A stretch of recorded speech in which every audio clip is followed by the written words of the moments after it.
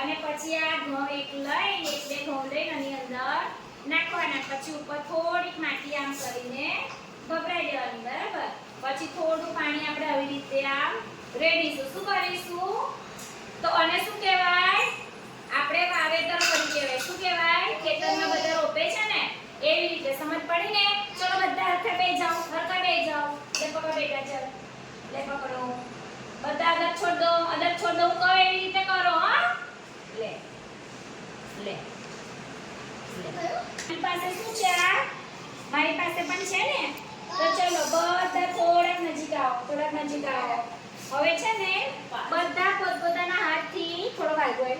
બધા પોતપોતાના હાથથી આની અંદર માટી ભરો. ચલો તમારામાં ભરો. અંદર ભરો. બધા સરસ ભરો. બધા બહુ નહીં ઓછી ઓછી ભરો બધા. ચલો ભરી. હવે આ થોડા ઘઉં. ચલો આ થોડા લો. ના થોડા તમે જાતે નાખો. લો થોડા નાખો. ચલો બધા થોડા નાખો અંદર. લે હા સરસ. લે માટું ભર થોડું વધારે. લે બસ લો. હા રેડું. ચલો લો. ચલો બધા બેસી જાઓ.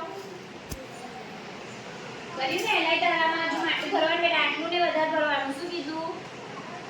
લે હવે આની અંદર શું હશે? આપણે શું રેડવાનું આવશે? પાણી. શું રેડવાનું આવશે? પાણી. તો હવે આપણે શું કરીશું? પાણી રેડીશું. જો બરાબર.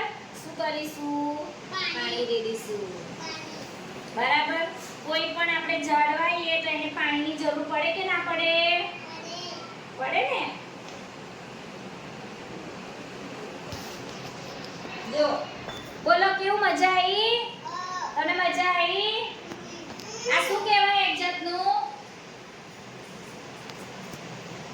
આ ઘઉં રોપીએ તો એમાંથી શું મળે આપણને? બીજા નવા ઘઉં મળે ને. આ તો જો કે આમાં કર્યા પણ ખેતરમાં આ રીતે ના કરવાનું. ખેતરમાં અલગ કરવાનું હોય. બરાબર. તો તમે કરો સરસ.